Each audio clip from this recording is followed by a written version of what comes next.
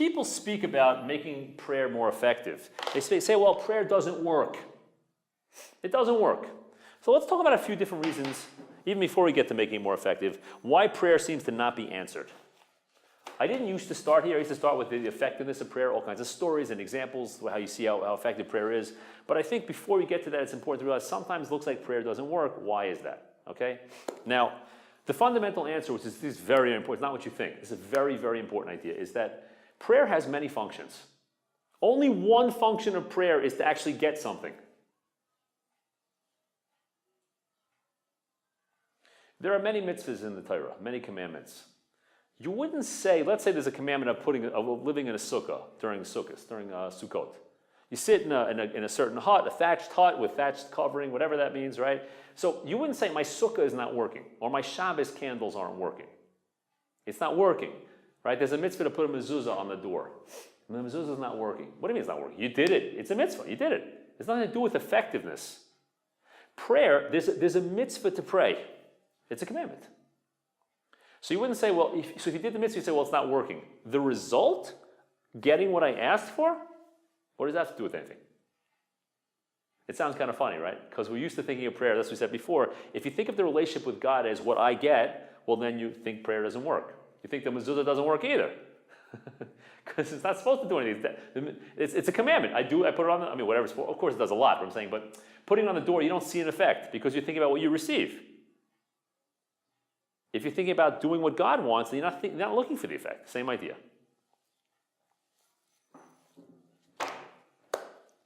But that's very not satisfying, right?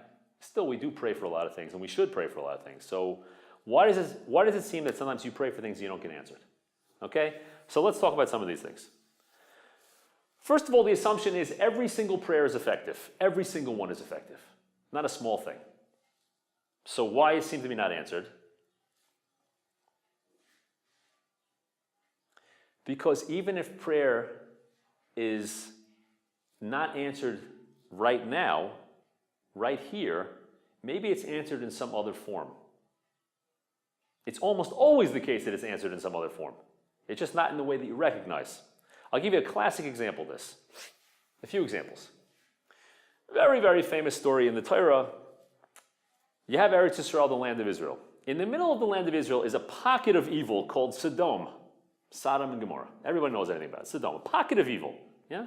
Now, if Israel is destined to be the place where there's going to be a Jewish people there and there's going to be a whole nation that's dedicated to serve God and do the right thing, you can't have a pocket of evil right in the middle. It's self-defeating. So, Sodom was given many chances to actually get their acts together. That's a whole discussion by itself. But they continually refused and refused and refused. They didn't want to do what they wanted. They said, no, we want to do what we want. Now, so God said, okay, threshold. We've hit the top. I've had it, so to speak, right? It's not good for them anymore. They've had it. Not good. So Hashem's going to destroy them. But he says, I have to tell Avram Avinu. Can I cover this up? Can I hide this from Avram Avinu? From Abraham? I can't hide it from him. He's going to be a great and mighty nation. How can I hide it from him? Now that's a strange thing to say. What they should say, this is what it says in the verse. The verse says, should I cover up from Avram, or hide from him what I'm going to do, meaning destroy Sodom? He's going to be a great and mighty nation in the future. How can I hide that from him? So then he tells him, God tells Avram, and Avram prays at length. And the prayer, he prayed for about a week.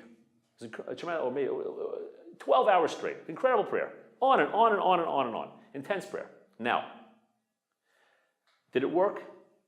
No. Next day he wakes up, goes back to the same place. Not a week, I made a mistake. I was thinking about Moshe Rabbeinu's prayer, excuse me. Yeah? He prays for about 12 hours straight. He wakes up the next morning. He looks to the place where Sodom is. He sees a mushroom cloud, or the equivalent. Didn't work, right? So there's a tremendous prayer that seems to not work. What's going on here? I thought prayer always works. What's going on? Yeah? And also, a bigger question, why in the world would God tell Avram Avinu, tell Abraham that he's going to tell him so he prays when he knows it's not going to work? What's the point? It's a good question, right? So listen to this amazing idea.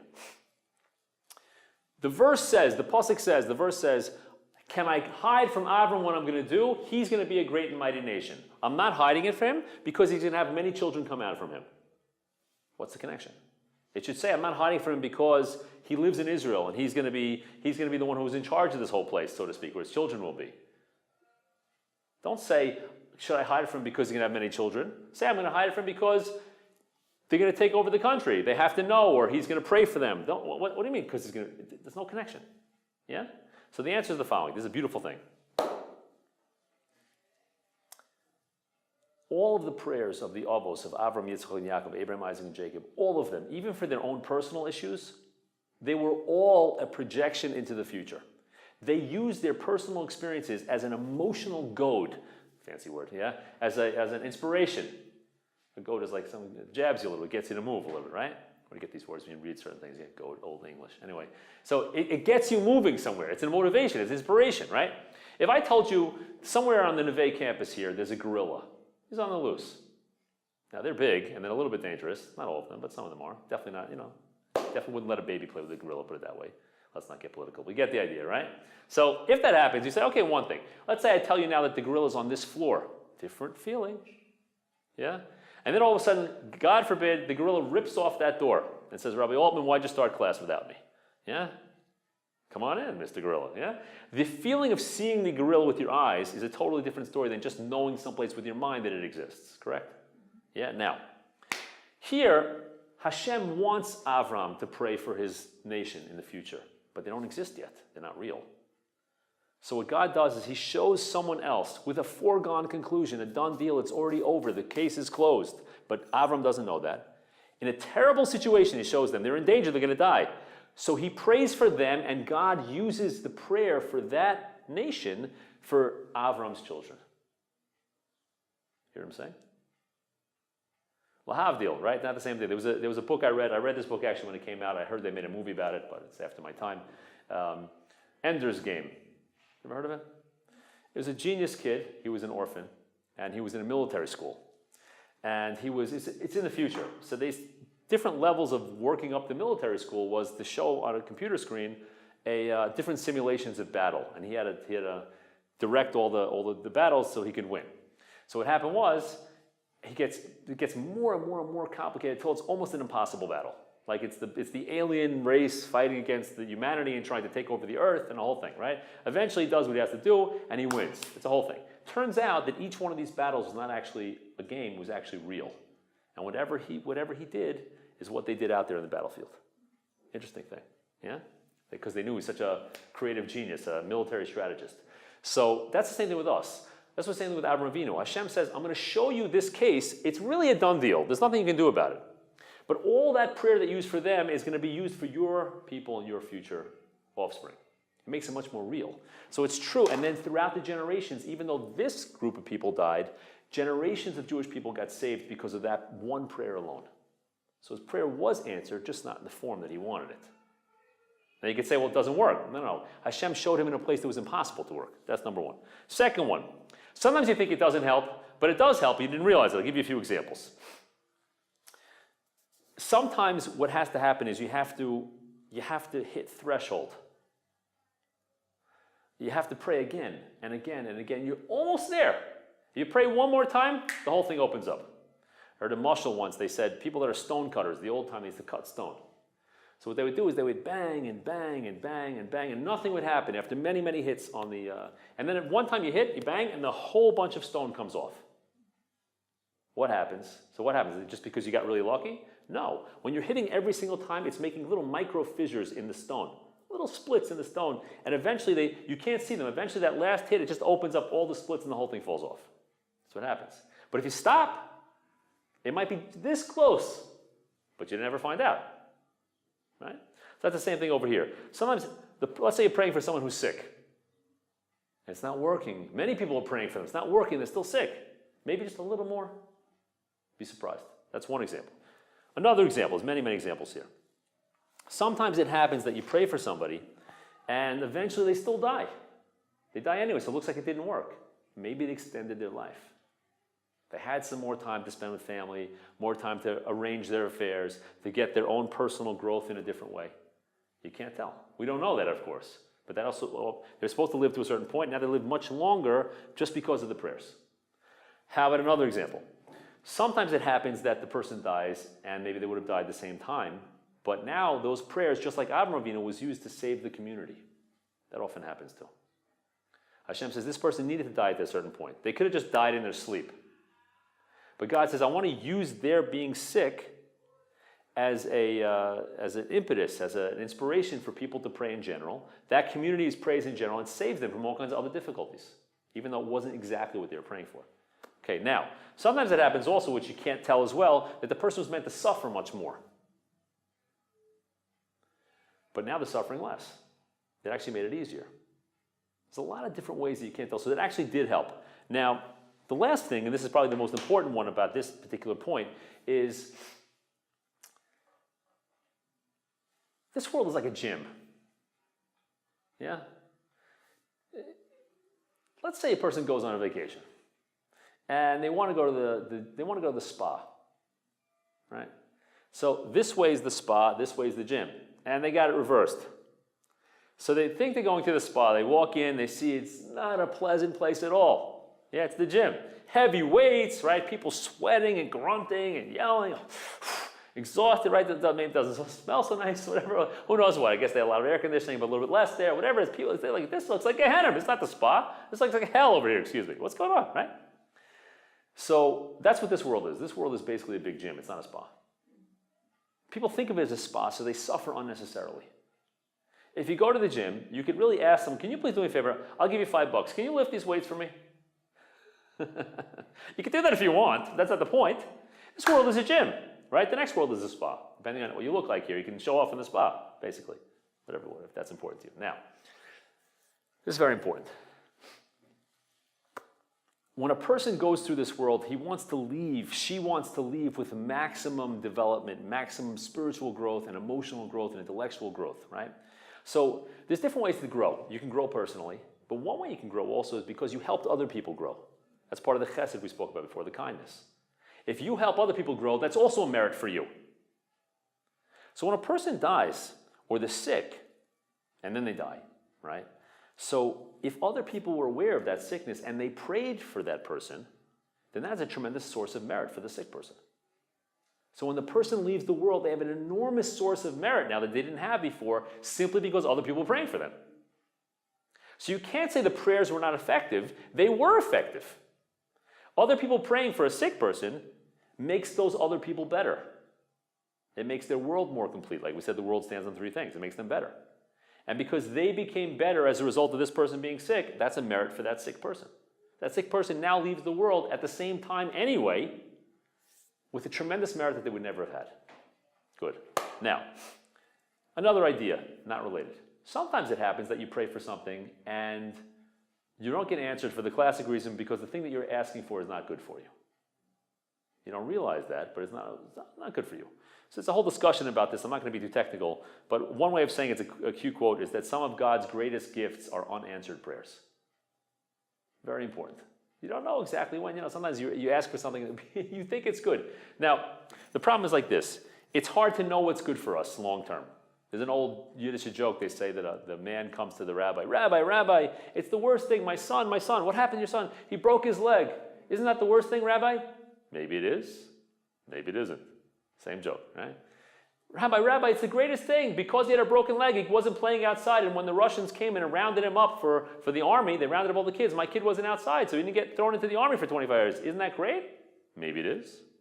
Maybe it isn't. And it goes on and on. You can't exactly tell. It could flip back and forth, right? Now, when you pray, how are you supposed to pray if you know that sometimes you're praying for something that's not good? Might not be good for you. How are you supposed to pray that way? Believe that God is your Father and He's going to give you all that's good for you. Good. Believe that God's your Father is going to give it to you if it's good, and if it's not good, He won't give it to you. But you don't always want to take that chance. Why? You're not going to get something that's not good for you. Sometimes it could happen. You might get something that's not good for you. Sometimes it happens.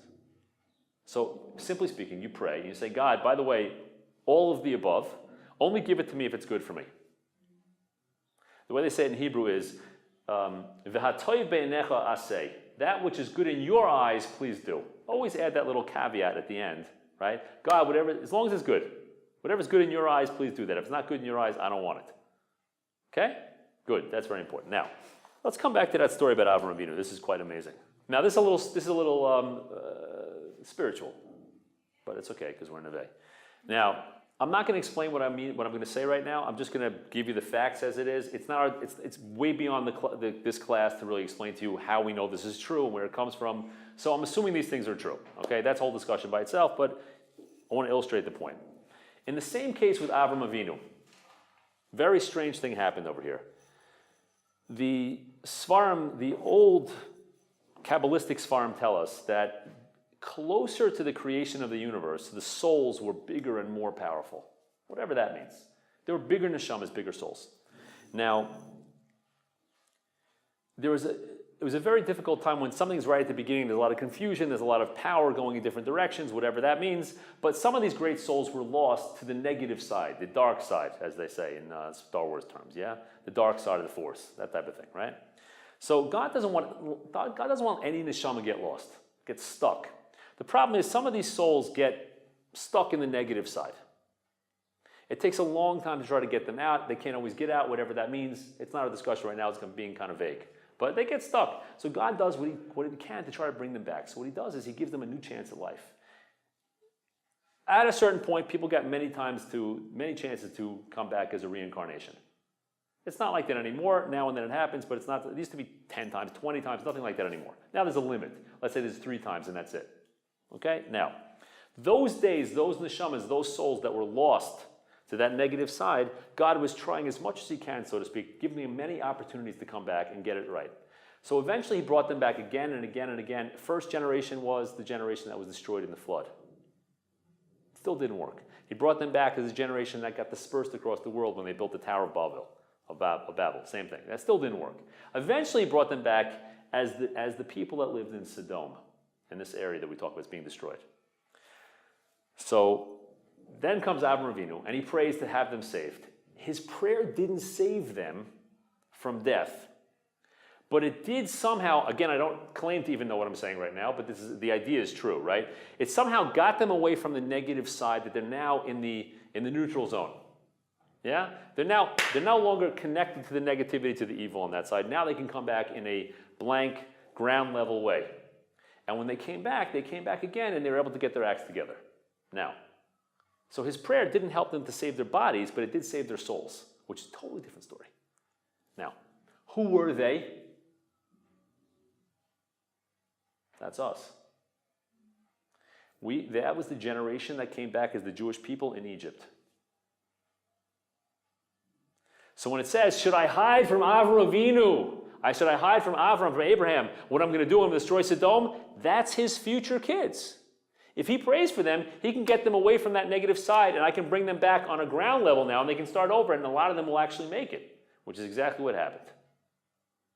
But Avram had no idea that was the case. He didn't know that. It didn't look that way. What's the connection between these evil people in Sodom and the people that came back in the generation of Egypt? It didn't look like the same, but they were. The souls were the same. It's an amazing thing. Okay, so sometimes what you actually praying for, you said no over there, it did help you in some other form exactly the way you wanted it. Much better. Much better. Okay, good. Now, here's another thing also, but quite interesting. Sometimes God doesn't answer your prayer right away because he wants you to keep on praying. It's a very important concept. The idea is that there's a relationship in prayer. If the only time I come to you is when I need something, and you instantly grant what I need, well, I won't come to you for a while afterwards. So sometimes God will say, listen, I'm going to hold off because I finally got you to talk to me. It's good for you to talk to me. It's good for you to have a relationship with me like we said before. Sometimes what it is God says, you're talking to me. I know you're going to keep on talking to me, but I'd like you to speak to me in a deeper way, a more intimate, a closer way, make it more real. So that's why there's delay also in answering of prayers. He wants to make it more real. You can get deeper. We get more of a connection. Now, another reason why prayer is not answered. There's a long list of requirements to make prayer proper. Now, that sounds kind of funny. Why should that be? So I heard a story a long time ago from, I think, Rabbi Friend, who said an ambassador of Israel once had to have audience with the Queen of England. Now, the Queen of England already had no power. But you had to learn how to approach the queen. You walk forward and you bow a few times, and then she nods to you, take a few more steps, or whatever the details are. And you say, it is my honor to be, something to the effect, there's a whole language that you say, a whole speech that you say, to present the statement or to greet her Majesty of the Court of St. James, something like that. I don't know how it works. A whole long speech, right? You have to memorize, do it right, and she beckons to you, and then you wait till she finishes, then you back backwards. A whole thing. He said he was sweating profusely. He practiced many times, and she had no power. No power. But still the queen, right? So people get affected by it. So in order to approach God for our own purposes, you can always ask him in the most simple way. It's always the case. But the more effective, it's much more effective when we realize we're entering into the palace. Now we're entering into inner chambers and inner chambers until we finally get to the throne room. And now I'm standing before the actual throne and the king himself. When we approach it that way, it's much more effective. That's what the laws have to do with that. The laws of davening, of prayer, have to do with that idea of making it set up so that we feel that it's real, that we give it its proper honor. Now, if we're missing some of those things, you're missing critical ingredients, it doesn't come out the same. I'll give you a mashal, a metaphor. There was a peasant man many years ago who lived in it's not a true story, who lived in a vast kingdom.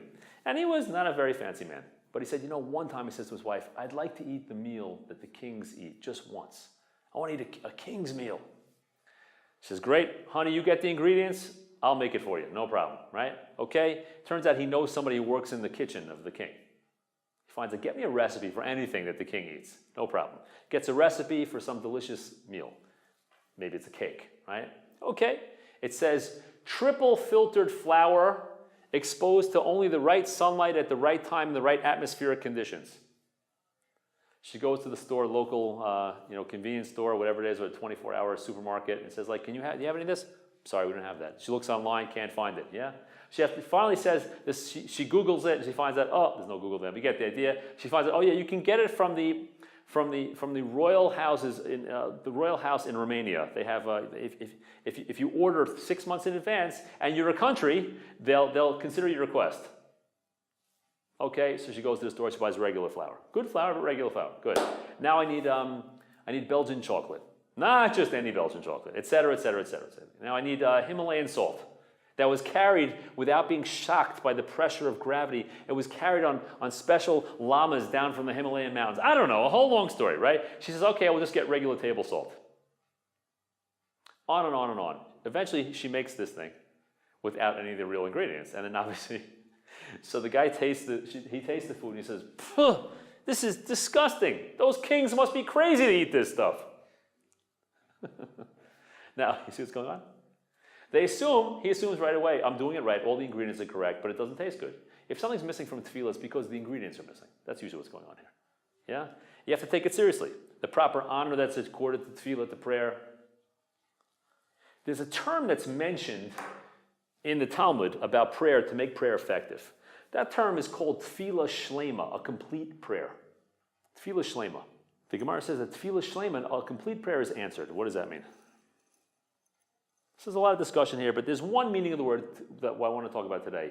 A tefillah shlema, a complete prayer, is that you understand the only one that can help you is God. If he wants, it's going to happen. If he doesn't want, it's not going to happen. A fundraiser. He's building a school. He wants to raise money. He travels far away to many wealthy communities. He said, please help us out. We're a poor community back home. We don't have enough money to build a school for our children. Please help us out. So he's in a particular town with many wealthy people. And he says to them, this one and this one. And he goes, everyone says no. Finally, he goes to the last wealthy person. And he says to her, please give me money for my school. And she says, well, did you try everybody else? Why did you try them? And he says, I tried them. They all said, no, you're the only one that can do it for me now. That's a different type of request than, please help me, other people can help also. When you approach God and you say, God, you're the only one that can do it for me. If you don't want it, it's not going to happen. If you do, it will. That's a different level of prayer. That's called a tefillah shlema, complete prayer. Now, together with that is the last thing, we'll stop at this. Two more things. You have to believe in the power of prayer. Now, that sounds very religious. You must believe. Right? I'm not making fun. I'm making fun of myself. Now, what I mean to say is,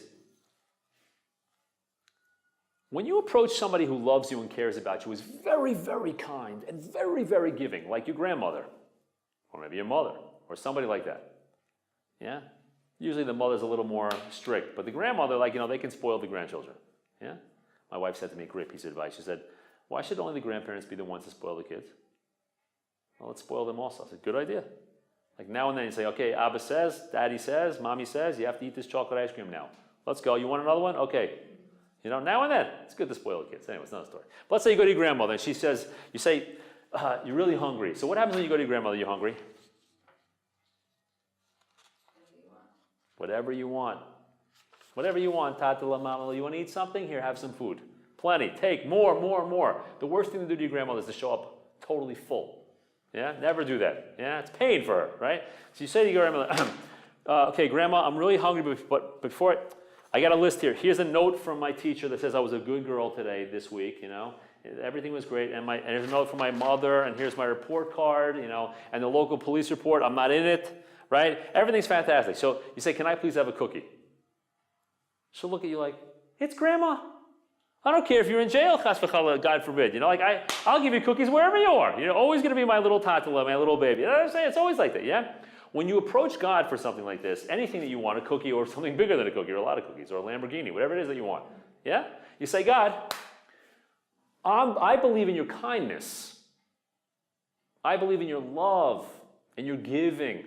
So therefore, I don't believe in the power, the effectiveness of my prayer because I'm praying, but because of who you are. When you pray that way, everything's different. If you walk in there going, listen, God, I've been a good boy, I've been a good girl recently, and I really think you should give me this, then God will look at your merits, and very often the answer may be no. But if you say, God, look at who you are, you're like Bubba, you're Safta, your grandma. You're like a motherly love, unconditional. That's a different story. An example of that. At one point, Hagar and Yishmael. How do you say Hagar in English? Hagar. Hagar? Hagar. Hagar. Hagar. Hagar. And Yishmael would be Ishmael. Sounds funny in English. Ishmael, yeah? Hagar and Ishmael were going someplace, and they were lost in the desert. He was sick. The boy was sick. He was 13 years old, and he was sick, Ishmael. And his mother prayed for him, and he prayed for himself. And the verse says that God answered the prayer of the boy, Ishmael, not the mother, Hagar. Now, mother's prayers are very, very effective. So the question is, why were her prayers not answered, but his prayers were? He was very sick, he was going to die. So one answer, there's a lot of answers. One answer is because when he prayed from a sense of hope. And she prayed in a sense of despair. She actually placed him further away, and she said, I don't want to see him die. I don't want to see him die. She thought he's going to die. Might as well pray. But his name is Yishmael. Yishmael is Yishma Kel. God will hear. That's his essence. His essence is, when I pray, God answers. When people pray, God answers. Not just him. He believed that God answers prayers. Because he prayed from a sense of hope, and his mother prayed from a sense of despair, his prayers were answered and his mother's weren't. Make sense? Okay? There's more to talk about here, but we'll stop. All the best. Nice to see everybody.